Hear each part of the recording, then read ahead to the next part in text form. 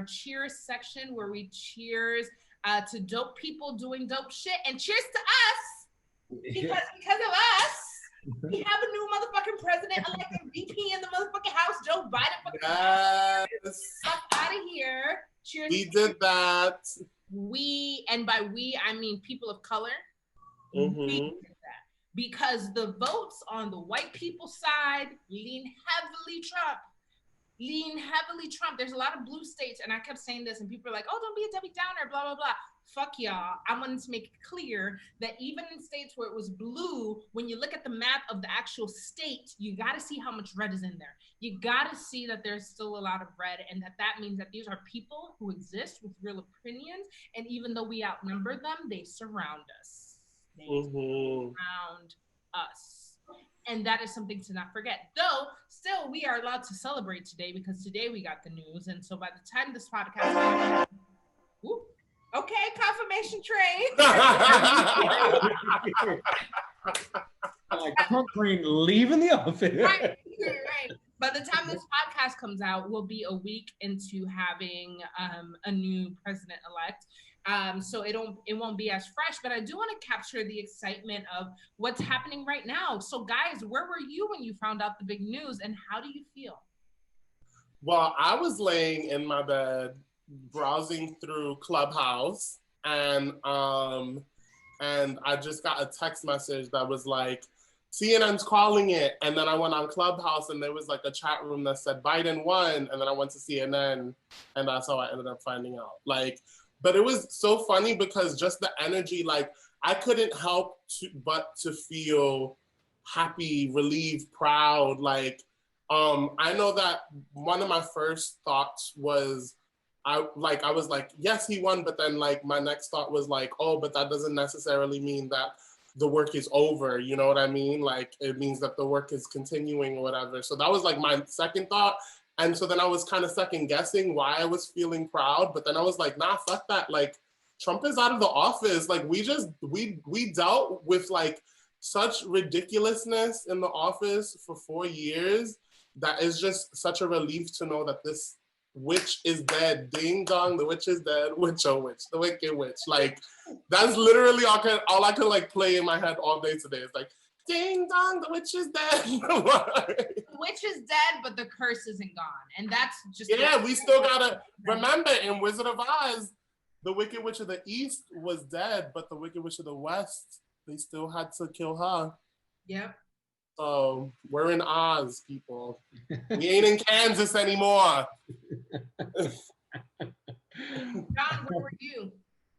I think for me, I think just in the pandemic, my whole hours have been shifted. I mean, I've been a night owl just by default, right? But I woke up at probably like 11-ish today.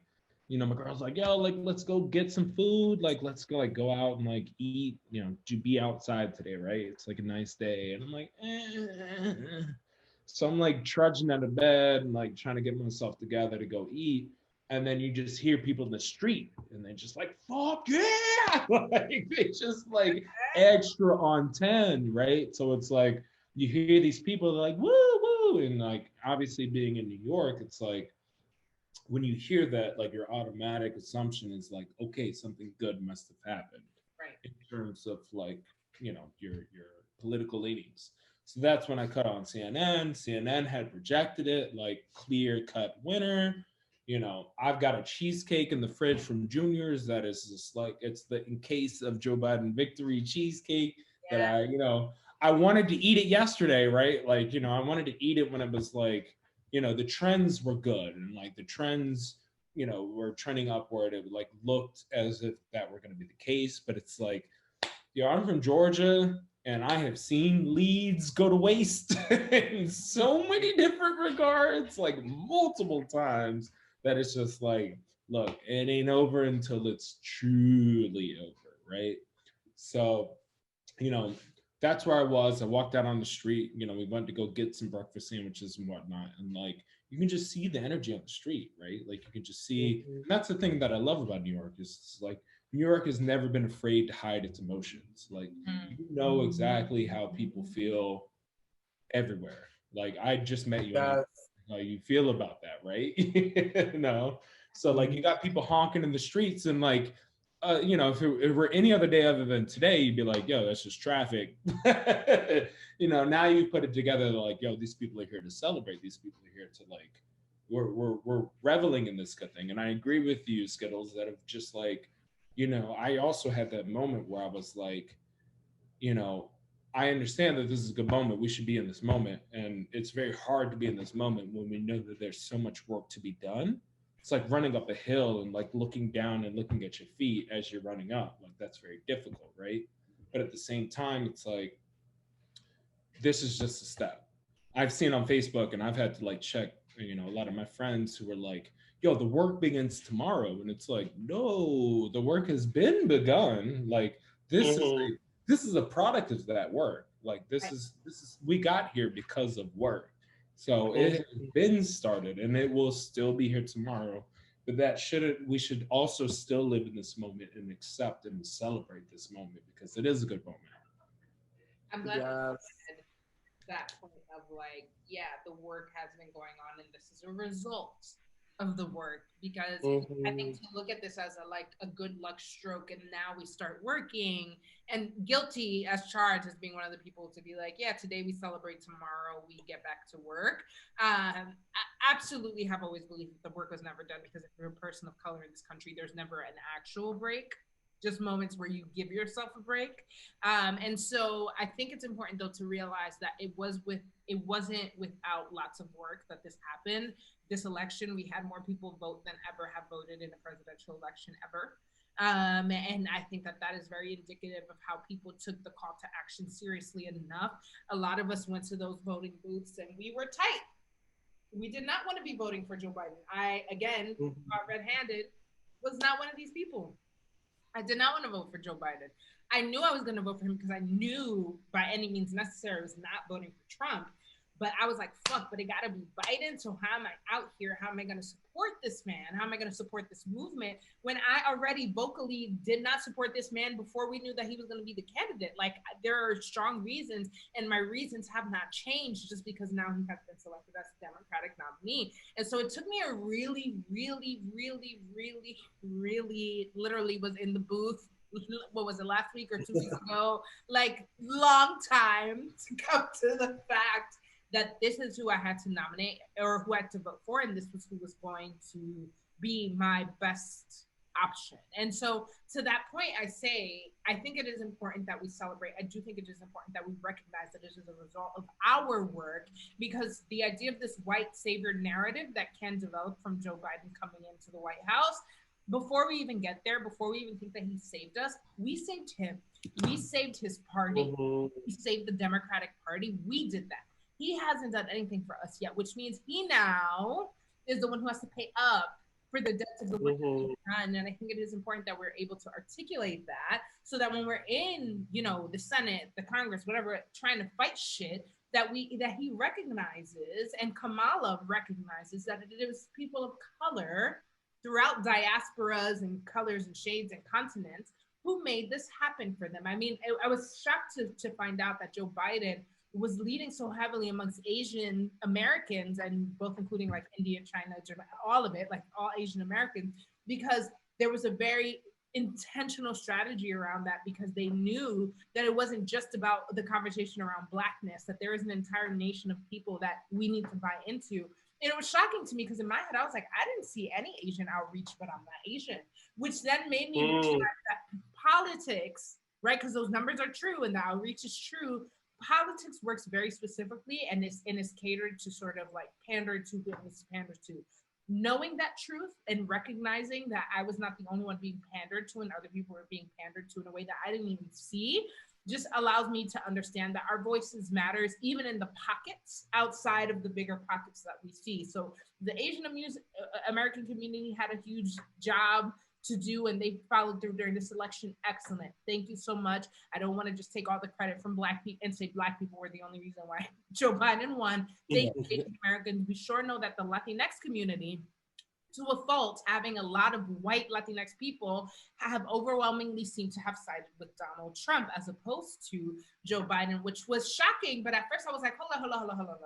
Because I'm not a white Cuban. I am not a white Venezuelan. I'm not a lot of these white people, right? Because if a German motherfucker can come from Germany here and we'll still call him white, then somebody who comes from Argentina, Venezuela, whatever the fuck, Cuba, can be white and come here. We could call them white too. I don't care if we speak a different language. It's the same shit. White people have a deep loyalty to Trump. And in the Latinx community, there are white people. And because there are white people there, we also got white people who support him. But the Latinx community, in terms of the nuances, did not collectively fucking support this monster. And so I just like all of these like pockets, I'm rambling to say, I think now that we have a president, I think now that we can have deeper conversations, it's important to understand the nuances behind the voting numbers and to look at New York City or even just the New York State map and see that north of New York City, you just have 4 little dots in upstate New York that are blue and everything else is red. And everything else is red.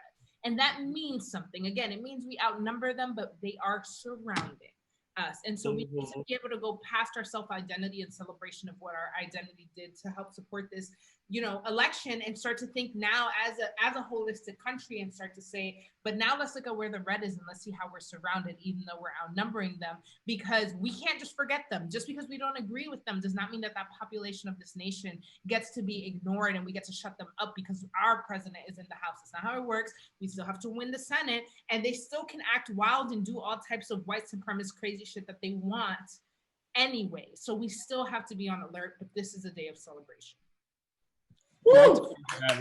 Cheers, because I'm here for that on so many levels. Cheers. I'm going to not only cheers Stacey Abrams, but also cheers all of the groundwork that is being done in Georgia for multiple reasons, right?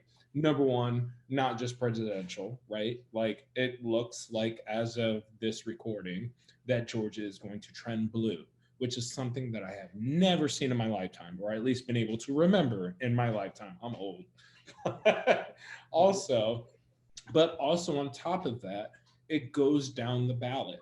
Like this is the first election in which both of the Senate seats in Georgia are going to a runoff. And both of those opportunities, like what I've been hearing from political pundits, but like also just from my people in Georgia, is that it's like, looking at a ballot maybe in December when you know that Donald Trump will no longer be the president, do you still vote along those party lines? Or are you thinking maybe, I might vote for the person on the ballot? Like with no Donald Trump on the ballot, does that affect voters' tendencies, right? And in Georgia, like growing up, that was never an option. Like it was never something to think that you may vote for the presidential candidate being one party, but you vote for your governor with a different party, your senator, your local representatives of another party.